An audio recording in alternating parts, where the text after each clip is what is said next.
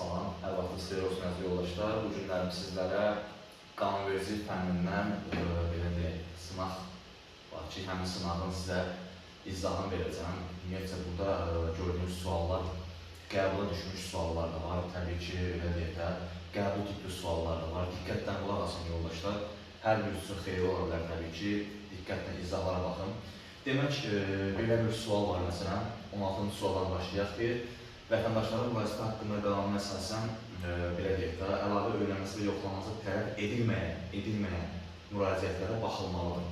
Demək, biz vətəndaşların müraciəti haqqında qanuna əsasən bilirik ki, vətəndaşların müraciətlərinə normalda ən gecə 15 iş gün ərzində baxılır, ən gecə.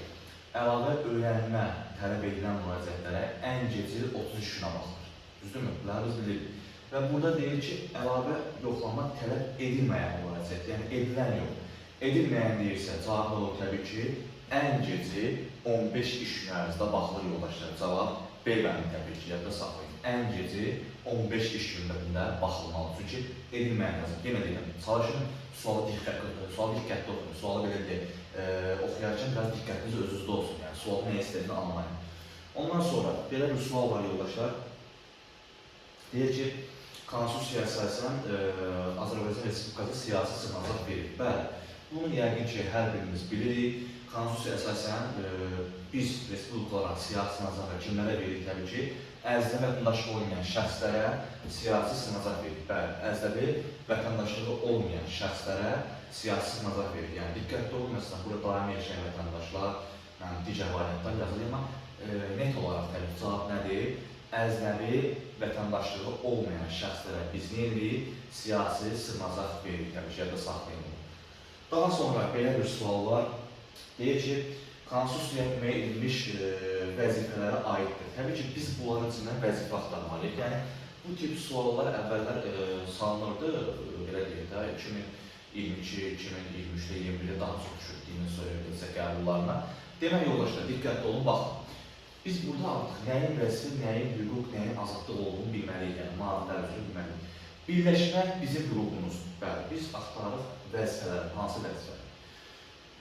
Cəmiyyətin dövlətin siyasi həyatında iştirak etmək, bəli, cəmiyyətin dövlətin siyasi həyatında iştirak etmək sənin hüququndur. Yadda saxla. Hətta biz deyirik, dövlətə qarşı qiyam, dövlət sevişdən müqamət olarsa, çıxıb sən belə deyək, daha doğrusu çeviş olarsa, sən çıxıb o müqamət göstərmək sənin hüququndur, borcun deyil. Yəni, C bəndə olan bir söz sənin belə deyək, hüququn kimi götürülür. Qaldı B bəndi, D bəndi, diqqətli olaq.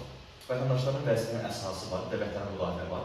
Vətəndaşların vəzifənin əsası düzdür, 72-ci maddə yer alır və vəzifələrin içində yer alır. Sadəcə biz bilməliyik ki, vətəndaşların vəzifələrinin əsası deyilən maddə bizə vəzifə kimi verilmir. Bu qəbula düşürür o sual, 2022-23-də düşür. Bu sual hələ yadında, özüm də yəni iştirak edirəm qəbullarda, yəni hələ yadındadır.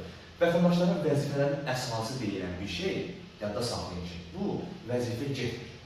Bu vəzifələr siz getsə belə, vəzifə sayılmır. Sadəcə sizə vəzifələriniz haqqında məlumat verən bir hissədir. Vəzifələriniz haqqında sizi məlumatlandıran bir hissədir, yadda saxlayın.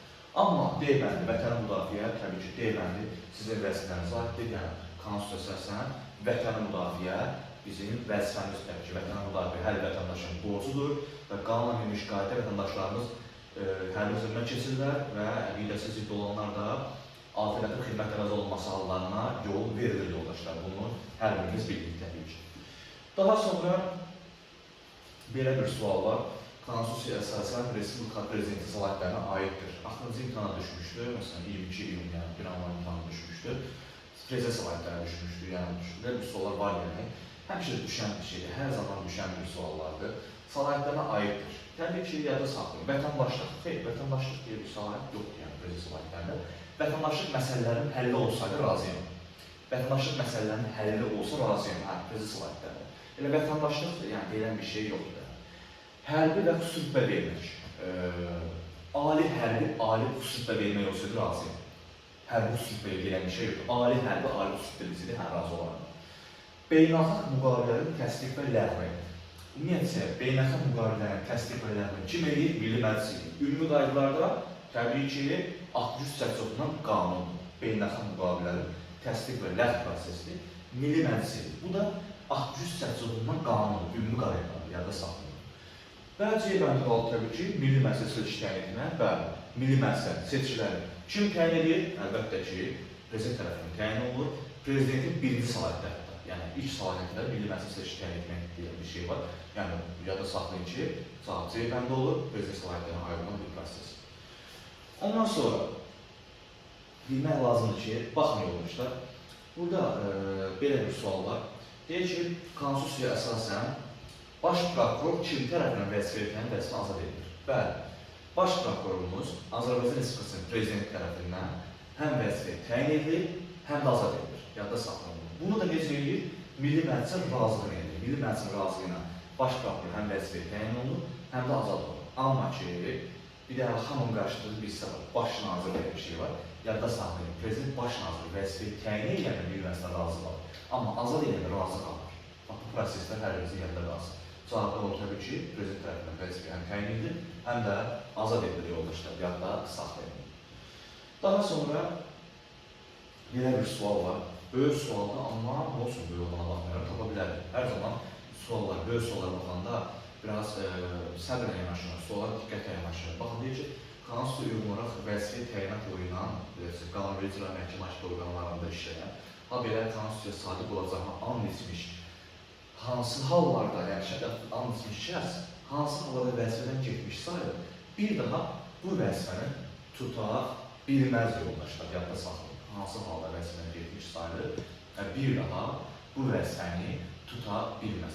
Bilin ki, konstitusiyamızda 74-cü maddə vətəni müdafiə etmə, vətəni sədaqət maddəsi daha doğrusu, vətəni sədaqət maddəsində qeyd olunur ki, ümumiyyətcə, vətənə sədaqət müqəddəsdir və sən əgər vəzifə təyinat yola gəlmişsənsə, və sadiq olacaq anlaşmışsənsə, yəni sən bir daha hər hansı bir dövlətə qarşı qiyamda, dövlət sevişində, dövlətə qarşı cinayətdə iştirak edə bilmərsən və əgər sən bu hallara görə ittiham olunarsansa və ittiham əsasında məhkum edilərsənsə, o vəzifədən getmiş sayırsan, bir daha həm vəzifəni tuta bilmərsən.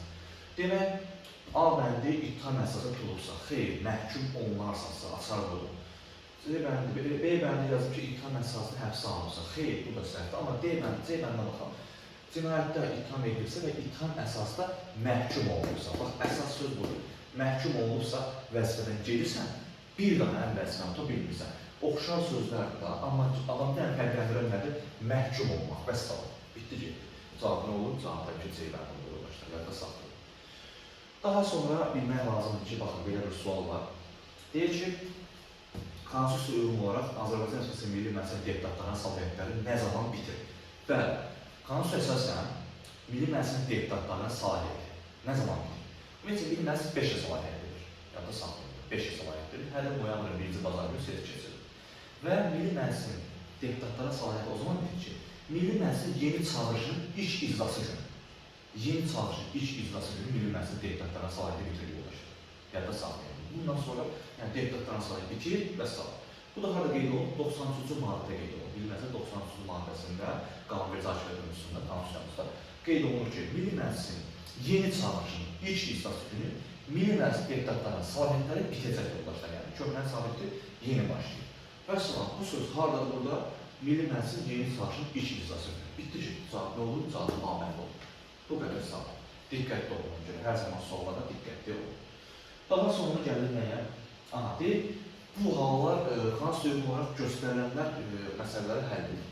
Silahlı qüvvələrin təyinatla bağlı olmayan vəzifə icrasının cəhd edilməsi, razılıq verilməsi barədə Milli Məclis, Azərbaycan Respublikasının Milli Məclisi təqdimat verir. Bu hal fövqəladə və hərbi vəziyyət elan edir. Bu hal və bir də üçüncü nədir? Milli Məclis arasında müharibə elan edir, sülh bağlıdır. Yadda saxlayın ki, bu üç halı eləyən kimdir? Təbii ki, prezident, yəni bu prezident səlahiyyətlərinə aiddir. Ümumiyyətcə, fövqəladə hərbi vəziyyət elan edən biri varsa da, məsələn, ikisini bilmirsən, birini bilirsən, birin hamısı ayrı olsun da, birini bilirsən, tapqısız cavabı ki, cavabını götürürlər. Yəni, fikirləşmək ki, üçüncü görən başqa ola bilər. Bir sənə deyək budur, fövqəladə hərbi vəziyyət kimi elan edir? Yəni, biz oxumasaq belə, biz bilirik ki, belə deyək də, məsələn, Nazirlər Kabineti sənədlərinin əsasında fövqəladə vəziyyət oktyabrın 1-nədək uzadıldı. Bu il oktyabrın 1-nədək uzadıldı. Yəni, bu fövqəladə vəziyyət kimi elan edilmişdir. Biz yaşamışıq bu dövrləri, hər vəziyyətdə yaşamışıq. Bunun kimi prezident elan edib da. Yəni, biz bunu bilə bilərik də, düzdür mü? Beynimizi saxlaya bilərik, konsul olmasaq belə. Yəni, bunu bilsək də yenə də biz cavabı çıxara bilərik. Təbii ki, bu üç Məsələn, kimlə bağlı? Təbii ki, prezidentlə bağlı yoldaşlar. Cavab B bəndi yoldaşlar. Yadda saxlayın. Daha sonra, konstitusiyaya uyğun olaraq doğru olmayan bəndi müəyyən edin. Konstitusiyaya uyğun olaraq doğru olmayan bənd demək, burada digər variantlar düşünün. Gözləyim dəqiqə. Demək yoldaşlar, konstitusiya əsasən doğru olmayan bəndi müəyyən edərkən biz nə axtarırıq? Təbii ki, burada səhv axtaracaq görə, səhv burada nə? Doğru olmayan bənd. Amma deyək ki, qanunda prezident etirazını doğrularsa, o qanunu imzalanmayıb, öz etirazdan gülüşlər göstərən müddət ərzində təbii ki, Milli Məclisin qaytarına bilər, razıyam yəni, düzgün təbii ki, ən 6 gün ərzində ya imzalanmalı, ya qaytarmalı. Belə deyək ki, konstitusiya qanunları prezident tərəfindən imzalanması qüvvəyə minmir. Razıyam yəni, konstitusiya qanunları prezident imzalaması qüvvəyə minməyəcək təbii ki. C-də deyək ki, Milli Məclisin 83 səhv qəbul edilən qanunlar 95-dən 60 səhv qəbul edilən qanunlar isə 83 səhv yenidən qəbul edilərsə, belə qanunlar təkrar səslənəndən sonra qüvvəyə minmir. Təkrar səslənəndən sonra daha doğrusu qüvvəyə minir aslında. Qüvvəyə minmir, yox, qüvvəyə minir. Bəli. Razıyam, ehtiyac yoxdur yəni. 85-lə, 63-83-lə qüvvəyə minirsə, nəzərlə təkrar səslənmədə qəbul olunursa, prezidentin bu imzalamasına ehtiyac yoxdur. Artıq bu qüvvəyə minmiş sayılır. Deyək ki, prezident dövlətlərarası və hökumətlərarası beynəlxalq müqavilələri bağlanan hüququnu vitse-prezidentə verir, Nazirlər Kabineti üzvlərinə verir, bir də Azərbaycan Respublikasının baş prokuroruna və özünün müəyyən digər şəxslərə verir. Burada səhv nədir? Baş prokuror. Yəni, baş prokuror deyilən bir şey yoxdur yəni orada. 3 dənə subjekt var, vitse-prezidentdir, Nazirlər Kabineti üzvləridir, bir də özünün istədiyi digər şəxslərə verirlər. Yəni, orada baş prokuroru konkret göstərmirlər. Cavab nə olur? Təbii ki, cavab deyil məndə olur, başlar, diqqətli olur. Daha sonra gəlir nəyə? 26-da deyək ki, vətəndaşların müraciəti haqqında qanuna əsasən %26 icazədə, düzün 25-ə vətəndaşların müraciəti haqqında qanuna əsasən müraciətin biri doğru deyildir. Demək, belə A bəndinə baxaq, diqqətli olsaq, həmişə söz oyunları belə olur. Məişət zorakılığı barədə şikayət və cinayət təşkil əlamətləri olduqda şikayətlərə baxılmasının məişət zorakılığının qarşısı alınması haqqında qanunluğunu aparır. Yəni, yoldaşlar, yadda saxlayın ki, məişət zorakılığı haqqında qanuna əsasən, əgər cinayət təşkil əlamətləri olmadıqda, bu deyil, məişət zorakılığı haqqında qanuna əsasən baxılır. Bəli, cinayət təşkil əlamətləri olmadıqda şikayət olunub, şikayətdə cinayət təşkil əlamətləri yoxdursa, məişət zorakılığı varsa, cinayət təşkil yoxdursa, bu məişət zorakılığının qarşısı alınması haqqında bu qanunluğuna baxılır. Burada yazıb ki, olduqda, yəni bu artıq bu qanuna uyğun baxılmayacaq yoldaşlar, yadda saxlayın. Artıq cavabı təbii ki, doğru deyil, hansıdır? Cavab A bəndi, olduqda yox, olmadıqda olmalı, yadda saxlayın. Digər bəndlər isə hər biri düzgün bənddir yoldaşlar, yadda saxlayın. Daha sonra nə edə bilərlər? Deyək ki, korrupsiyaya qarşı mübarizə haqqında qanuna əsasən, maliyyə xarakterlərində əməl etməyən vəzifələr şəxslər barəsində hansı tədbirlər həyata keçirilə bilər? Diqqətli olun. Həmin şəxsin qanunvericiliyə müəyyən edilmiş şikayətdə xəbərdar edə bilərlər. Maliyyə xarakterlərə əməl etməyən. Həmin şəxsin intizam məsuliyyətinə cəlb oluna bilər. Bu hal müntəzam davam edərsə, cinayət təşkil yarada bilər. Xeyr, yox, elə bir şey yoxdur ki, yəni bu hal müntəzam davam edərsə, müntəzam davam edəcək işlə azad edəcəklər, intizam məsuliyyətinə işdən azad olmaz. Bu şəxslər barəsə rəsmi dövlət qəzetdə məlumat dərc etdirilə bilər. Məlumat dərc etdirilə bilər. Və həmin şəxslər maddi məsuliyyətə nə ola bilər? Cəlb oluna bilər. Maddi məsuliyyət cəlb oluna bilər. Xeyr, bir şey yoxdur yəni ki, maddi məsuliyyət cəlb olunsun. Maliyyə xarakterlərlə əməl etməyən vəzifələr şəxslər barəsində hansı tədbirlər keçirilir? Həmin şəxslər qanunvericiliyə verilmiş şikayətdə xəbərdar edilə bilər. Xəbərdar olunsa belə deyək, xəbərdar edilirlər. Xəbərdar edilirlər, yəni bu tələb etməkdən söhbətdir. İş növbədə yəni gətirib verməsələr, xəbərdar edilirlər. Yəni o əməl etməyəndən söhbətdir. Əməl etməsələr ki, onlar intizam məsuliyyətinə cəlb oluna bilər, həmin şəxslər intizam məsuliyyətinə cəlb oluna bilər və bu şəxslər barəsində rəsmi dövlət qəzetdə məlumat dərc edilə bilər. Bəli, intizam məsuliyyətində və bu şəxslər barəsində rəsmi dövlət qəzetində məlumat dərc edilə bilər yoldaşlar. Cavab nə olur? Cavab təbii ki, 2 və 4 cavab B məlumatı, yadda saxlayın. Bitdi ki. Daha sonra burada nə var? Burada, bu sualda baxaq. Deyir, məlumat azadlığı haqqında qanuna əsasən, şəxsiyyətin onun övladda toplanmış məlumat toplanması ilə qədər təsbit olunmuş hüquqlarına münasibətdə istisna edilmişdir. Cinayət təqibinin həyata keçirilməsi ilə bağlı əldə olunmuş məlumatlar, habelə şəxsiyyət haqqında toplanmış məlumatlar, yəni bu istisna kimi belə deyək də, habelə toplanmış məlumatlar. Bunu saxlaq edək ki, qanun verilmiş hallarda ibtidai araşdırma zamanı əldə olunan məlumatlar, habelə şəxsin dini etiqadı barədə əldə edilən məlumatlar.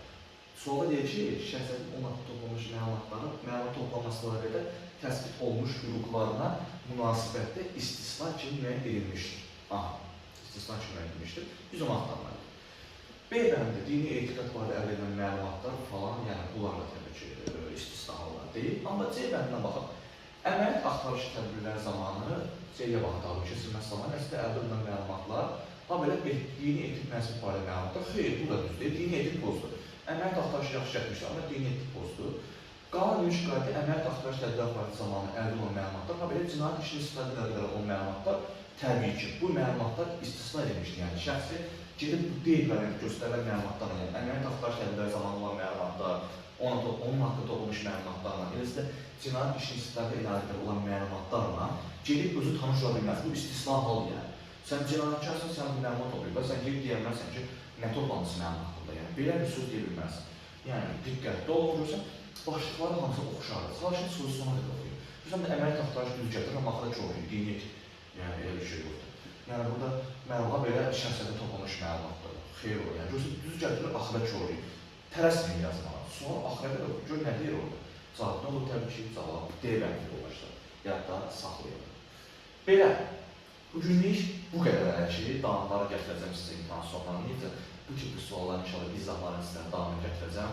İnşallah ki, daha da çox izahlar çəkəcəm, atacam sizə. Faşın faydalanın, aktiv olun biraz, aktiv olun ki, yəni belə deyək, mən də sabahın daha da belə zərurlanın və aktiv olun. Hazırlıqlarımıza qoşulmaq üçün buyura bilərsiniz. Ünvanımız elmə metrosunun çıxışında yerləşir. Mənə ayrı saxlaya bilərsiniz. Əyan dərslərimiz təbii ki, daha sonra onlayn dərslərimizdə mövcuddur. Buyurun, qoşulun. Təbii ki, izahlarımızı gəlib burada bizdən canlı olaraq, qulaq asın izahlarımıza canlı olaraq faydalanın yoldaşlar.